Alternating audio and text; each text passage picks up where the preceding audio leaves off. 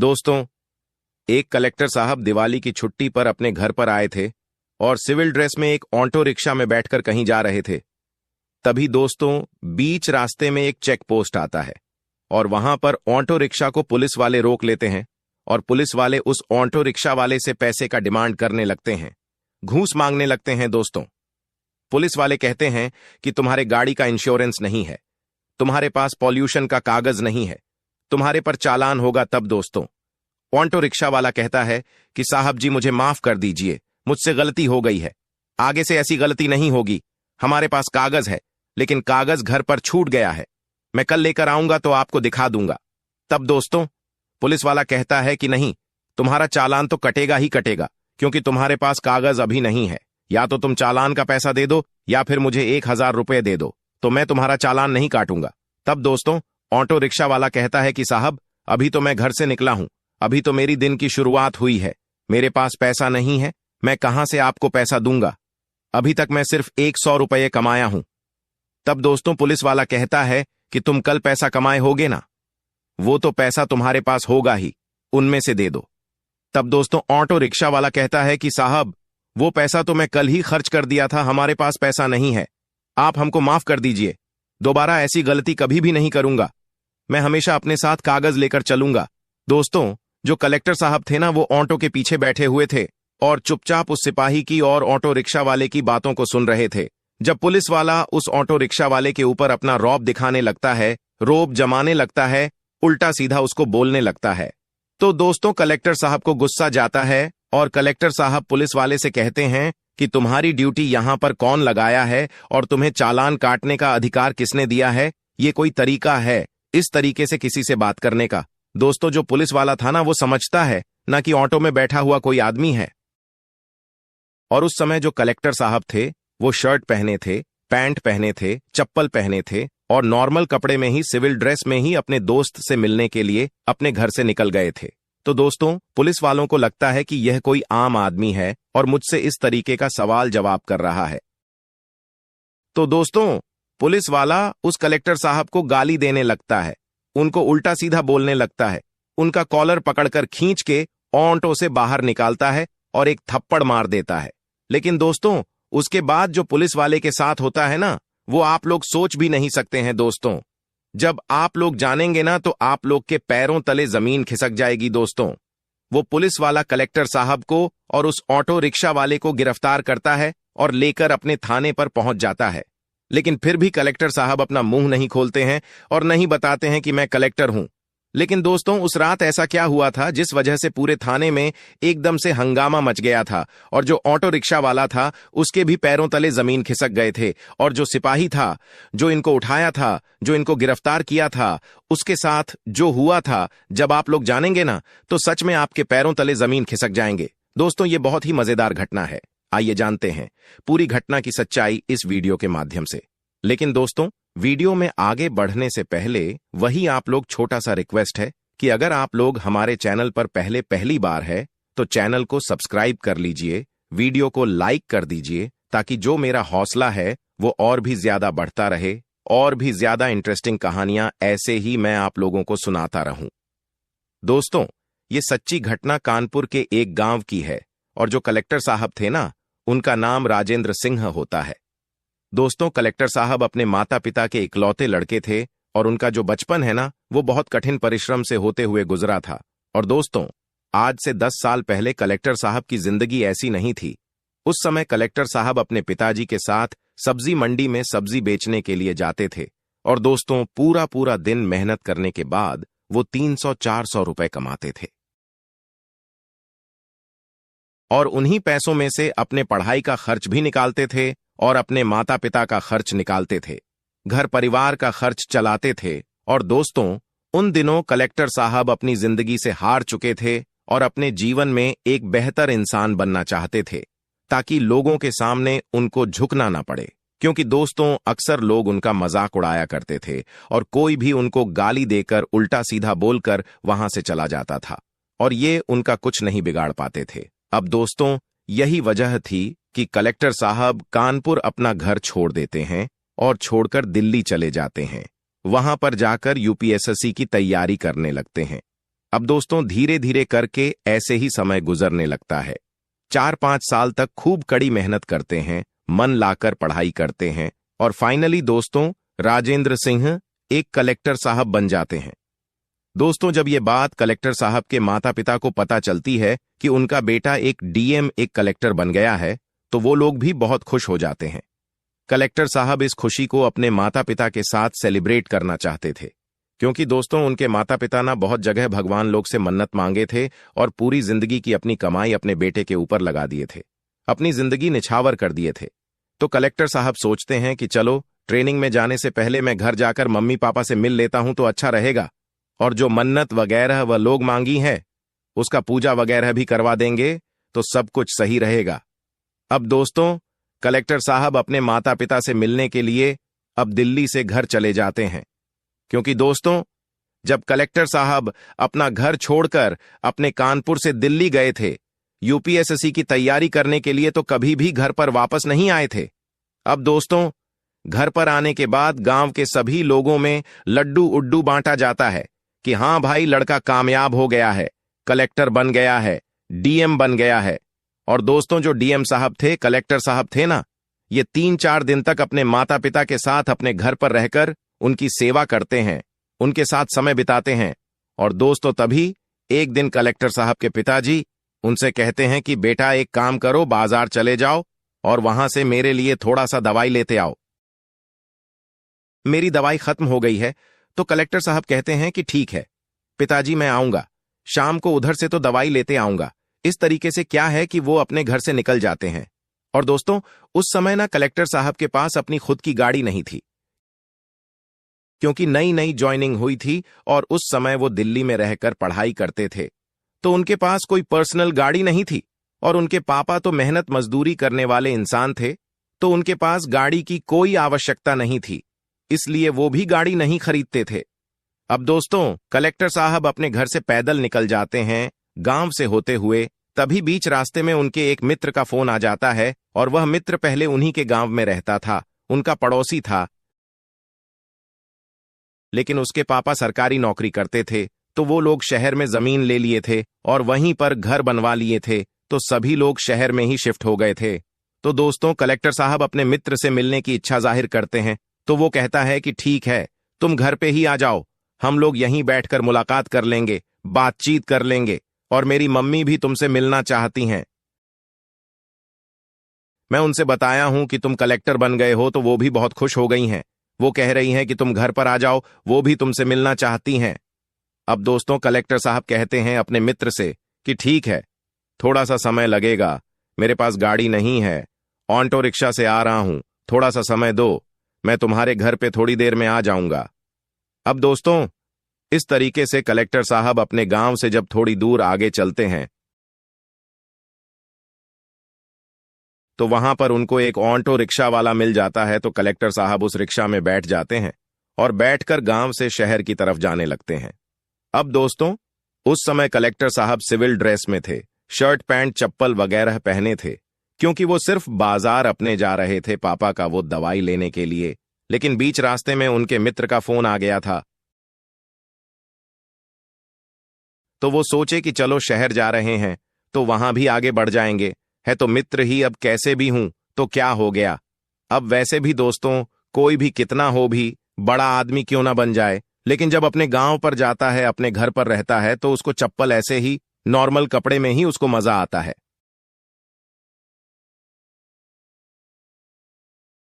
इसी में सुकून मिलता है। तभी दोस्तों बीच रास्ते में ही ऑटो वाला ऑटो रिक्शा रोक देता है और कहता है कि भैया थोड़ी देर इंतजार करना पड़ेगा, आगे चेक पोस्ट है, वहां पर चेकिंग हो रही है, अगर मैं अभी वहां पर जाऊंगा तो वो लोग मुझे पकड़ लेंगे और फालतू का मुझे पैसा देना पड़ेगा। तब दोस्तों कलेक्टर साहब कहते हैं कि अरे ऐसा कैसे हो सकता है, तुम्हारे पास कागज सही है ना। तब दोस्तों ऑटो वाला कहता है कि हाँ सर, हाँ भैया मेरे पास कागज सही है सर, सब कुछ ठीक है, लेकिन फिर भी वो लोग बिना मतलब के मेरा चालान काट देंगे, पैसा ले लेंगे, उनको कोई ना कोई कमी निकालने आ जाता है और वो कमी निकाल के पैसा ले लेंगे। तब दोस्तों कलेक्टर साहब कहते हैं कि अच्छा ठीक है, चलो मैं देखता हूं कि वो लोग तुमको कैसे रोकते हैं और कैसे वो लोग तुमसे पैसा ले लेते हैं। तब दोस्तों ऑटो रिक्शा वाला कहता है कि अरे नहीं नहीं भैया, मैं कई बार पकड़ा गया हूं। ये लोग मेरी बात नहीं सुनते हैं और हर बार मुझे कुछ ना कुछ काम में ये वो नुक्स निकालकर फंसा ही देते हैं और पैसा ले लेते हैं। तब दोस्तों कलेक्टर साहब कहते हैं कि अरे यार, तुम मेरी बात क्यों नहीं समझ रहे हो? बोलो, अगर वो लोग तुमसे पैसा लेंगे, तुम कोई गलत काम की होगी तब ना पैसा लेंगे। अगर तुम्हारे पास कागज है, सब कुछ सही है, तो वो लोग तुमसे पैसा क्यों लेंगे? तब दोस्तों ऑटो रिक्शा वाला गुस्सा हो जाता है और कहता है कि देखिए भैया, अगर आपको बहुत जल्दीबाजी तो आप उतर जाइए और यहां से दूसरा गाड़ी पकड़कर आपको जाना है तो चले जाइए, लेकिन मैं अभी नहीं जाऊंगा,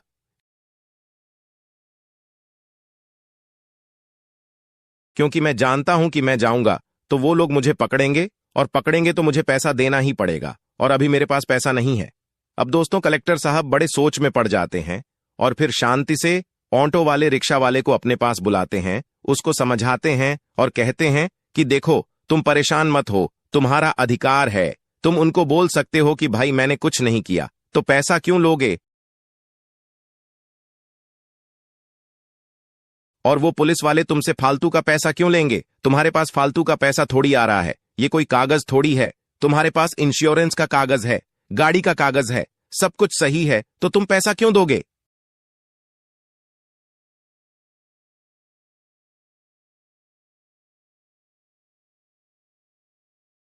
तब दोस्तों ऑटो रिक्शा वाला कहता है, साहब देखिए, कल मैं गाड़ी की साफ सफाई कर रहा था और साफ सफाई करने के दौरान मैं गाड़ी से कागज बाहर निकाला था और जो मेरा कागज है वो मैं घर पे ही छूट गया है।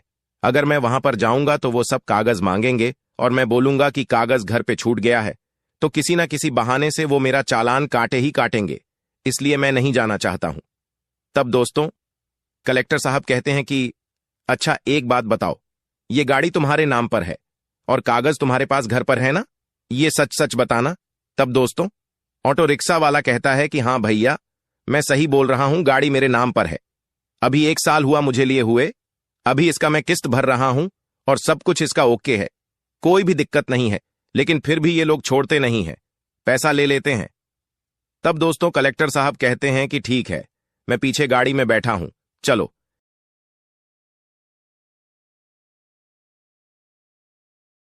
जितना वो लोग पैसा तुमसे मांगेंगे वो सारा पैसा मैं तुमको दूंगा, उन लोग को मैं दूंगा, लेकिन अभी तुम चलो, मुझे लेकर यहां से, मैं देखना चाहता हूं कि वो लोग तुमसे कैसा पैसा मांग सकते हैं। अब दोस्तों ऑटो रिक्शा वाला भी मजबूर हो जाता है और फिर इनसे कहता है कि ठीक है, चलता हूं, लेकिन जो भी पैसा वो लोग मांगेंगे वो सारा पैसा मैं नहीं दूंगा, आपको ही देना पड़ेगा। तब दोस्तों कलेक्टर साहब कहते हैं कि ठीक है, चलो मैं दे दूंगा। अब दोस्तों इस तरीके से जब वो लोग आगे की तरफ बढ़ते हैं और जैसे ही बैरियर के पास पहुंचते हैं तो दोस्तों 3-4 कांस्टेबल लोग वहां पर खड़े थे। वो सभी लोग ऑटो रिक्शा वाले को रोक देते हैं और साइड में लगाने के लिए कहते हैं। ऑटो रिक्शा वाला तुरंत गाड़ी को साइड में लगा देता है और दोस्तों तभी वहां पर एक कांस्टेबल आता है और कहता है कि गाड़ी का कागज दिखाओ। तब दोस्तों ऑटो रिक्शा वाला कहता कि सर देखिए, हमारे पास गाड़ी उड़ी का सब कागज ओके है, लेकिन एक प्रॉब्लम है घर पर, मैं गाड़ी का कागज छोड़ दिया हूं, रोज रोज लेकर आता हूं, लेकिन आज गलती से कागज मैं भूल गया हूं, आज लेकर नहीं आया हूं, मैं कभी और आऊंगा तो आपको दिखा दूंगा। तब दोस्तों पुलिस वाला अपने मोबाइल में कुछ चेक करता है और चेक करने के बाद कहता है कि तुम्हारी गाड़ी का पोल्यूशन नहीं है, तुम्हारे गाड़ी का इंश्योरेंस फेल है, तुम्हें चालान तो देना ही देना पड़ेगा। अब दोस्तों ऑटो रिक्शा वाला हाथ जोड़कर उनसे माफी मांग लेता है पुलिस वाले से और कहता है कि साहब छोड़ दीजिए, गलती हो गई है, कागज मैं लेकर आऊंगा, आपको दिखा दूंगा, मेरे कागज ओके हैं, कोई भी कमी उसमें नहीं है। तब दोस्तों पुलिस वाला कहता है कि नहीं देखो, या तो तुम अभी मुझे कागज दिखाओ, सारा पेपर ओके है तो दिखाओ, नहीं तो चालान का पैसा दो, या फिर तुम हमको 1,000 रुपये दो तो मैं तुम्हारा चालान नहीं काटूंगा और तुमको छोड़ दूंगा, तुम्हारा ज्यादा पैसा भी खर्च नहीं होगा। अब दोस्तों ऑटो रिक्शा वाला रोने लगता है और कहता है कि साहब अभी तो मैं घर से निकला हूं कमाने के लिए, अभी मेरा बहनी हुआ है सिर्फ ₹100, मैं कमाया हूं तो मैं आपको 1,000 रुपये कैसे दे दूं, और इसमें मेरी कोई गलती भी नहीं है। मैं आपको पैसा क्यों दूं? अब दोस्तों, पुलिस वाला जो है ना, उस ऑटो रिक्शा वाले को धमकी देने लगता है, उसको गाली देने लगता है।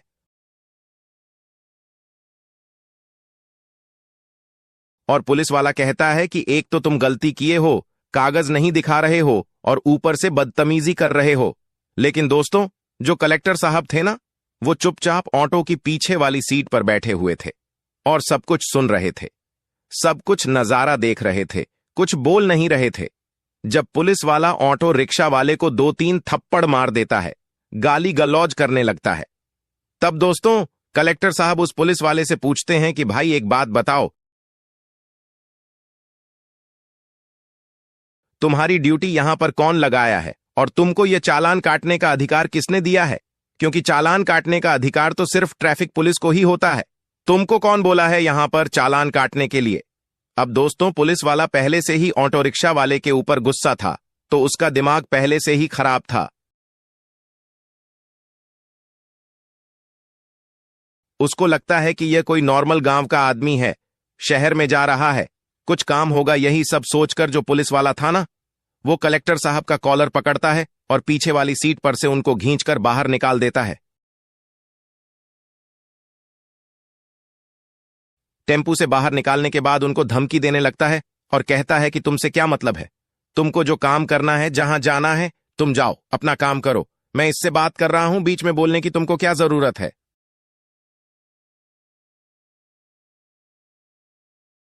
तब दोस्तों कलेक्टर साहब कहते हैं कि अगर तुमको वर्दी मिल गई है तो इसका मतलब यही है कि तुमको जो मन करेगा तुम वो करोगे, जिसको मारने का मन करेगा उसको मार दोगे, जिससे पैसा वसूलने का मन करेगा उससे पैसा वसूल लोगे।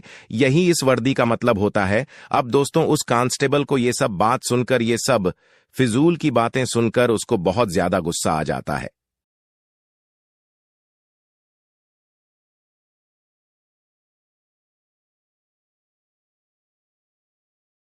और वो कांस्टेबल कलेक्टर साहब को गिरफ्तार कर लेता है और कहता है कि चलो यहां पर तुमको नहीं समझाऊंगा, तुमको थाने पर लेकर समझाऊंगा। अब दोस्तों कलेक्टर साहब भी कुछ नहीं बोलते हैं और कहते हैं कि ठीक है, चलो मैं भी तुम्हारे साथ थाने पर चलता हूं और देखता हूं कि वहां पर तुम मुझे क्या समझाओगे।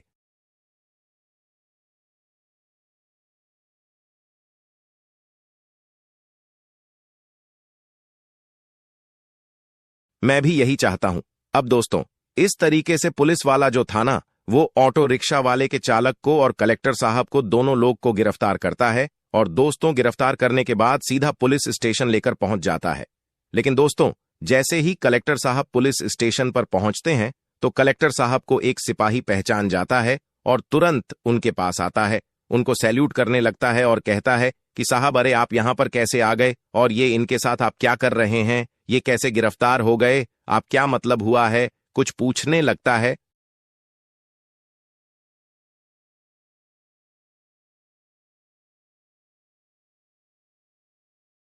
तब उसको कलेक्टर साहब उससे कहते हैं कि अरे नहीं नहीं, कोई बात नहीं, थोड़ी सी गलतफहमी हो गई है, अभी थोड़ी देर में सारी गलतफहमी दूर हो जाएगी।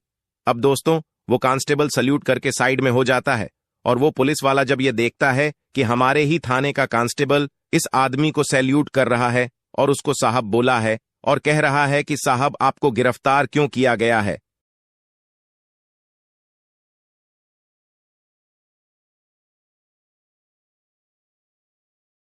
तो दोस्तों उसके पैरों के नीचे से जमीन खिसक जाती है। उस समय वो कुछ समझ नहीं आ रहा था उसको कि आखिर उसके सामने हो क्या रहा है। और दोस्तों, जो ऑटो रिक्शा वाला था ना, उस समय उसको भी कुछ समझ में नहीं आ रहा था कि वहां पर चल क्या रहा है। तब दोस्तों कलेक्टर साहब उस थाने में जितने भी सिपाही लोग थे सबको वहां पर एक जगह पर बुलाते हैं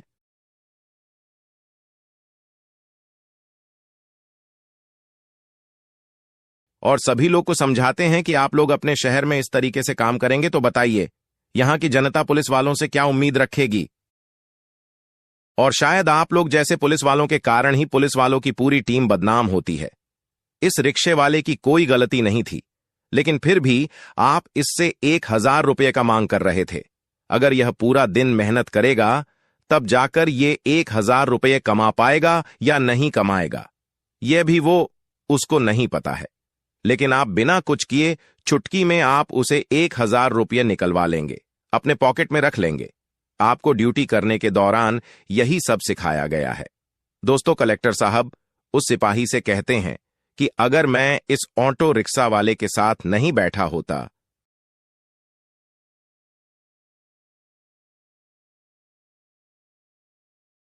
अगर मैं इस पोस्ट पर नौकरी नहीं करता, मुझे ये सारी चीजें नहीं पता होती, तो आप लोग भी मुझे इसके साथ साथ फंसाकर और मुझे भी जेल के अंदर डाल देते, तो मेरी भी जिंदगी बर्बाद होती। और ना जाने आप लोग कितने लोगों के साथ ये सारी हरकत किए भी होंगे। अब दोस्तों, वहां पर ना बहुत ज्यादा हंगामा खड़ा हो जाता है और बहुत सारी इंक्वायरी वहां पर बैठ जाती है, बहुत सारी कार्रवाई होती है, और फिलहाल वहां पर 1-2 दिन तक सभी स्टाफ के लोग परेशान रहते हैं और सभी लोगों के बीच में दहशत का माहौल छा जाता है। लेकिन दोस्तों, धीरे धीरे करके कार्रवाई आगे बढ़ती है और बाद में निष्कर्ष ये निकलता है कि जो पुलिस वाला था, कलेक्टर साहब के साथ बदतमीजी किया था, दोस्तों, उसको नौकरी से निकाल दिया गया था, निलंबित कर दिया गया था।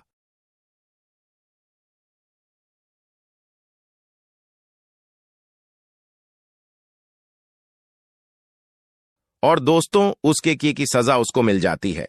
अब दोस्तों, पुलिस वाला अपने घर पर बैठकर अपने पड़ोसियों से, अपने दोस्तों से, मित्रों से, अपने रिश्तेदारों से रिश्वत उससे लेगा और अपना जिंदगी में पैसा कमाएगा, जिंदगी गुजारेगा।